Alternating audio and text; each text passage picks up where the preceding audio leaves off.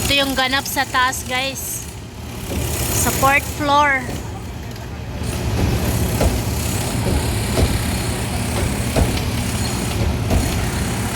Ang taray ni Sir Ani, ha, walang fear of heights.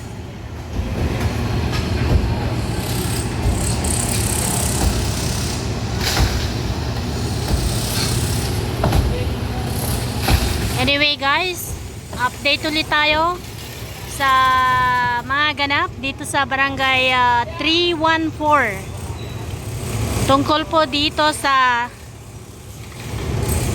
barangay hall ng 313 na kung saan po ay binabakbak na dahil nga illegal daw.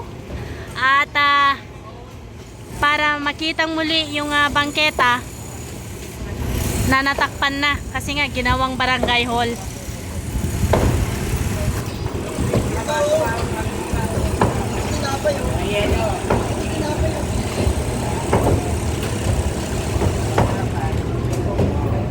Ayan, mas maliwanag na siya ngayon na makita at nakikita na yung mga nagbakbakan sa taas kasi nga wasak na.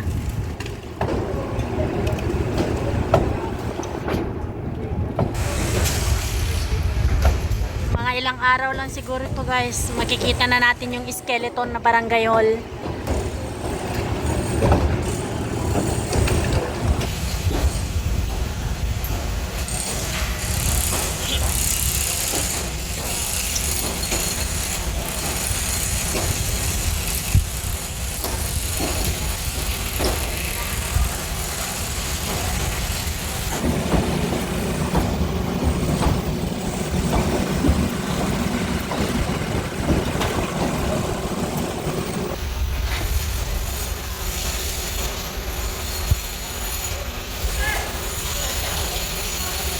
Naiingit ka lang kay Ed mo, kaya gusto mo, di ba kay ilong mo? Kaya nga, naiingit ka lang kay Ed mo, laki na silang ilong.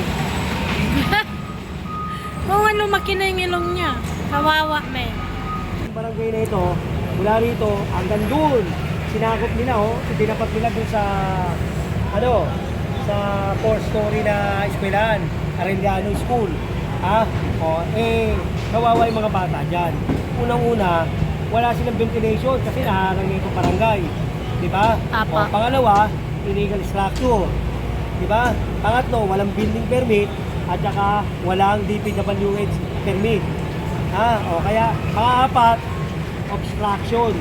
Yung mga batang dadaan dito, miss na pupunta ng bangketa, dito pupunta. Tatawid yan. May dumadaan dito mga sasakyan. May kumahagi. May kasalanan ng driver. Di ba? So how come sir, paano nila naipatayo na wala siyang building permit? Tanong mo kay congressman. Paano niya naipatayo yan, di ba? Nang walang permit, tatanungin mo yung barangay kung bakit nila naipatayo yun ng ganyan, di ba? Kaninong barangay itong 313 sir? Hindi ko alam kung sino chairman dito kasi district 1 ang hawak ko eh. Tingnan mo magkano yung ginastos niya, tingnan mo yung mga bata kanina. Kung makikita mo, tontuwa sila. Diba? Kasi andun sila, kumakaway sila. Hi! Masaya sila kasi matatanggal na yan, magkakaroon na sila ng hangin. Diba? Ang utos ni Mayor, kailangan linisin natin yung mga obstruction. Ayusin natin ang kalye. Diba? Para sa taong bayan, ikay natin. Diba? Tayo ang sentro ng Pilipinas eh. Kaya kailangan malinis.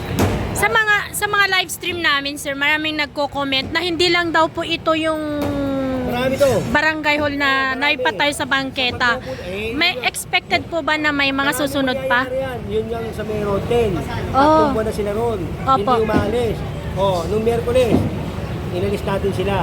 Dahil delikado sila ron. Baka mamaya, may truck doon, nandun sila sa kalye, di ba? Ewan ko kung nakita nyo yun. Sa may road 10, yung nasunugan. Opo sir. Sila doon. Ayaw nilang umali. Di ba? Meron tayong evacuation center eh. Meron tayong mga covered court na pwede sila doon. Bakit doon sila sa kalye? Di ba? Hindi pa pwede yun. Kailangan linisin na. Tinagal natin doon. Inayos natin. Linisin natin. Ito ngayon. Ito, 19 million. 19 million. To. Sayang ang pera ng taong gobyerno. Tingnan mo, tinayo nila ng sila lang ang may gusto. Di ba? Hindi nga nila pinadaan yun sa city yun eh. Para mapirmitan, wala. Hindi pinadaan kay Mayora? Wala, ewan ko, sino ba yun? Kasi nung pinatayo, ang mayor nun, si Mayora. Hindi pwedeng ganyan. Dapat, Oh. kung magtatayo ka ng structure, dapat, kailangan, ilagay natin sa tama. Diba? Ay, kagaya niyan. Eh, unang-una, hindi mo mapapapermitan yan. Bawal na kali. O yan, tinayo yan, illegal structure yan. Illegal structure. Saka yung mga bata, kanina kasama ko sila dito, tuntua yung mga bata, di ba? Kasi mawawala na. Pero yung mula nito, kasi dinara nila yung hangin. 19 million, sayang ang pera ng gobyerno dyan. Di ba? Sayang ang pera ng taong bayan dyan, yung mga nagbabayad ng tax. Tingnan mo, ginigiba. Eh kasi mali. Walang permit. Walang building permit. Walang DPWH. Permit. Di ba? Obstruction. Pagka yung bata dadaan dito, tatawid pa rito para pupunta lang doon. Kalye to. Di pa paano na gagawin dyan? Di ba kawawa kung may masagasaan? Di ba? Dapat pinag-iisipan nila yung ginagastos ng pera ng bayan. Dapat iniisip muna nila kung tama ba o hindi. Hindi. Mali. Di ba? Ano gagawin natin dyan? So, Ibahin. sir, mensahe nga po doon sa nagpatayo sa illegal na building na to. Alam naman nila yun eh. Di ba project nila yan eh. Project ng congressman yan, project ng barangay yan eh, di ba? Opo. Kaya lang, dapat inisip muna nila kung paano gagawin nila dyan. Kita mo, di ba? Nakaka-perwisyo eh. Oo. Di ba? Kawawa yung mga bata oh. Tuntua nga sila Tuntua kanina ka eh. di ba? Walang hangin. Ayun nga. Ventilation. Oo, wala eh, di ba? Ngayon, maayos na yan. Magigiba. Marami pa yan. Marami pa tayong lilinisin. Aayusin. Papabanguin natin ang Maynila. Eto, lalabas na ako. Bumalik na si General Sukat. Wow. Ayan. Wala dyan. Oh. Kailan yung labas ninyo para sa ating mga viewers? Araw-araw na lumalabas na ako. Yung road niya, nakita nyo, nilinis ko eh. Hindi nga nila maalis. Ngayon, nilinis ko. Diba? 3 buwan na sila roon. Diba? Meron tayong evacuation center. Ulitin ko, may evacuation center tayo. Meron tayong mga barangay court. Bakit hindi sila roon? Bakit gusto nila sa kalye? Paano ma-accidente sila doon? Diba? Yung lalaki ng truck doon. Mawala ng preno. Ang daming mamamatay. Kawawa naman. Yan. Magandang nga po nyo sa inyo. Sana, nabigyan ko kayo ng magandang paliwanag tungkol dito. Sir, may isa pa po akong tanong. Hanggang kailan po kaya may eksaktong date po ba yung binigay ang City of Manila po kung hanggang kailan gusto sila? Kasi ni Mayor, Opo. ang gusto na nga natin, bilis kilos, bilis aksyon. Di ba? Kaya nga kailangan, kung maaari, matapos namin to hanggang Lunes, matapos. Di ba? Kasi marami tayong tatrabahuin eh. Basura nga, nagkalat. Di ba? Yung mga drainage natin, umaapaw, lalo magtatagulan. Di ba? Ako, nasa engineering department ako, ipapaliwanag ko lang.